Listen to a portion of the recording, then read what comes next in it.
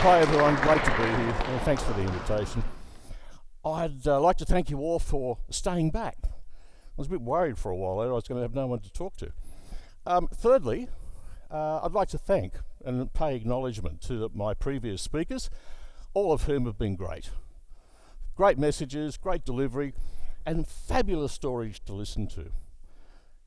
I thought today, considering our topic was all about expedition and epiphany, I thought I'd focus a bit more on the epiphany side. You know, someone in the break actually said to me, "Excuse me, Prof, do you know what epiphany means?" And I thought, okay, a bad place to start. So I figured I'd talk to you about three things today. Firstly, what does epiphany really mean? Number two, how do we get the real meaning out of the word epiphany?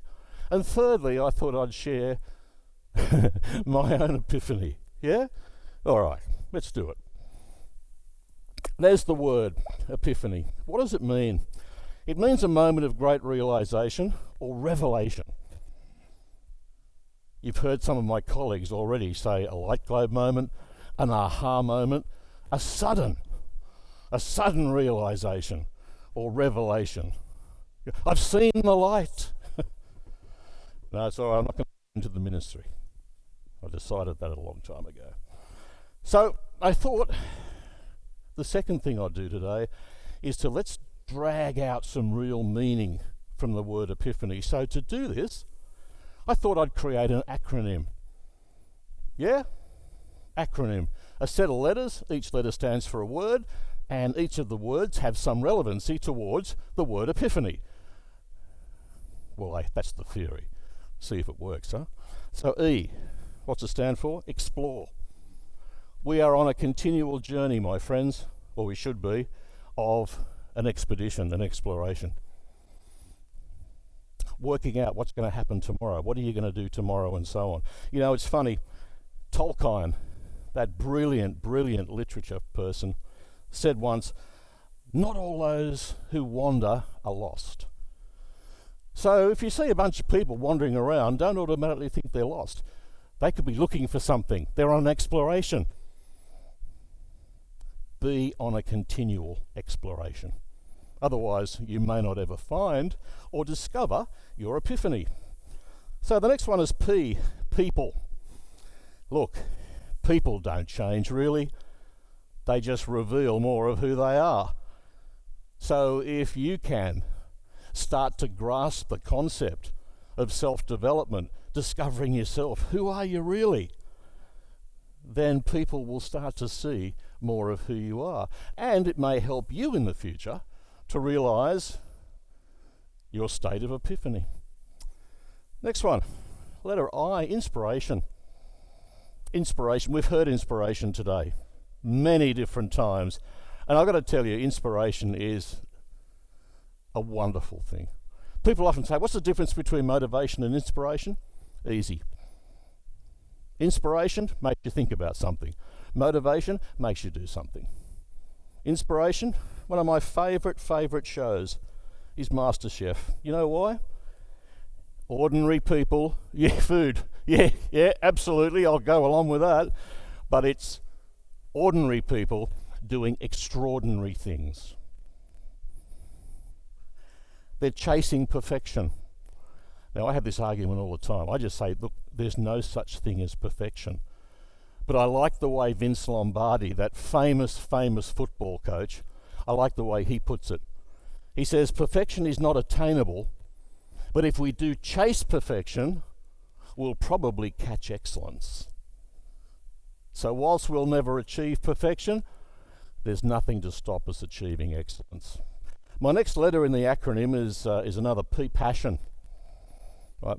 Again, I look at the MasterChef people. Doctors are giving up their careers because they don't want to put needles in people's butts anymore. They want to cook food for them to put in their mouths. Huh? But you've got plumbers that are clearing sewers that now want to cook the best noodles in the world for us to eat because they've got a passion for food. What they're doing now is just paying the bills. Steve Jobs said it once. He said, once you find what it is you want to do, You no longer have a job. You have a purpose. I like Oprah. I love Oprah. She's like us. Feel the energy from what excites you. So if one day you get this incredible surge of energy through your body, don't ignore it as the oncoming of COVID. Right? Think of it as a message. Next, H. Happy.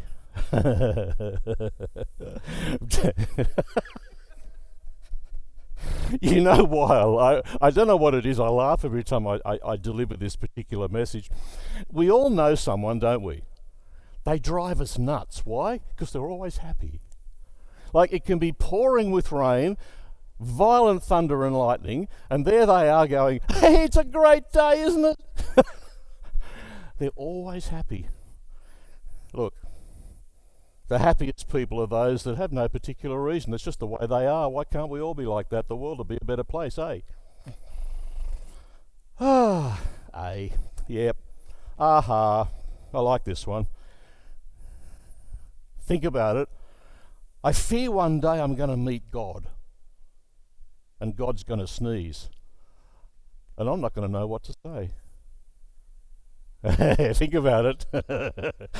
That's an aha. Aha, what do I do here? Yeah. The message there is know it when it hits you. The next letter is an N, and we're almost there. Now, so many people die wondering. Gee, I hate that phrase. What if? Huh? Come on. Yesterday's history. Tomorrow's a mystery, but today's a gift, which is exactly why it's called a present. So open the present today. Don't wait for tomorrow. Do it today. Why? Yourself. Until you discover yourself, you'll always be somebody else. Oscar Wilde, that great playwright and thespian. Until you discover yourself. Who are you? How many of us can actually honestly stand up and say, this is who I am. I know who I am. How many of us can actually describe in one sentence or two who we are? If someone says, who are you? How many of us can actually answer that question? A lot. And people go, oh yeah, well I'm sort of got to be able to describe yourself. Got to know who you are. If you're a bad boy, you've got to be able to say, I'm a bad boy. Yeah? You've got to be honest with yourself, I tell you. So, my friends, there's Epiphany in a nutshell, as described by me, with reference to an acronym. So we've broken it right down, and each one of the words that have come from the acronym, I feel, have some relevance to where we're going now, which is the third thing I wanted to talk to you about today. I deliberately stretched that image upwards so I looked thinner. Excuse me, why are you laughing so loud? There's no need for that. You know? And that is, of course, my own epiphany. My friends, it took a while. It took a while. I was 55 years old. That was just last year. You want to laugh at that? I was 55 years old, and I was sitting in the big corner office in the big building in the city, Mercedes-Benz in the car park, earning a massive salary. But gee, I was bored. Not only was I bored, I'd become boring. And my family were telling me, oh, Dad, you're a boring old man. And I'm thinking, no, I'm not. And then I saw other people, am I a boring old man? Hate to tell you, but yeah. And I thought, no, I can't have this happen. I can't put myself in the position of retiring from corporate life and then becoming a member of the golf course, because I don't play golf that well.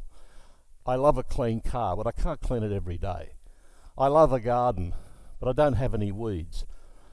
In other words, I didn't have a lot in my life that would sustain me if I did break this boredom by retiring like so many of my friends have that are my age, that are now going, gee, I wished I hadn't retired so young. And I thought, yep, there's something to this. So I was invited one day to do a guest lecture at a university to a couple of hundred students, marketing and business students, and it was a 2-hour session. And I thought, good Lord, I don't think I've ever presented for 2 hours in my life. And I did it. And you know what? Aha. Light globe. I felt good. I all of a sudden wasn't boring. People were laughing with me. I was laughing with them. I was teaching them stuff that they didn't know. They were asking me questions. They were curious. They were exploring, etc., etc. And I thought, gee, that was really good. Anyway, afterwards, having a cup of tea, and the question came up. Richard, my name's Professor Ron. Just wondering if you'd like to do some more teaching. And I thought, oh, do you think I should? He said, I think you should. The students liked it. He said, I think you should. I think you should be a teacher. You'd be a very good teacher. And I thought, yeah, maybe I would be. My friends, that was my epiphany. That's when I realised that, hey, at 55 years of age, I can continue working on my terms. I can work full-time, I can work part-time, I can work night-time, I can work day. And that's exactly what I did. Only ever having the intention of working 3, maybe 4 days a week, that's exactly what happened. But then some dude from SP Jane rang me one day and said, we'd be interested in having a chat with you to come and join our academic team. And I said, oh no, look, I'm not really interested, thanks. Well, then they used the Godfather tactic. I'll give you an offer you can't refuse. Yeah, you remember that one? So I said, all right. So I went and had a chat. Cut a long story short, I liked the idea. I liked the idea of internationals because I'd never been in that environment. So that was a challenge. I liked that, you know. Secondly, I liked the business model. I liked the studying in different cities around the world. I thought, this sounds really, really good. So I said, yeah.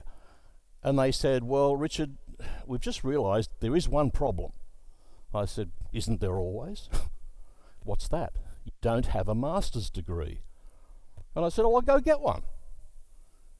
But you're 55, you're nearly 56. I went, you sound like I've got one foot in the grave.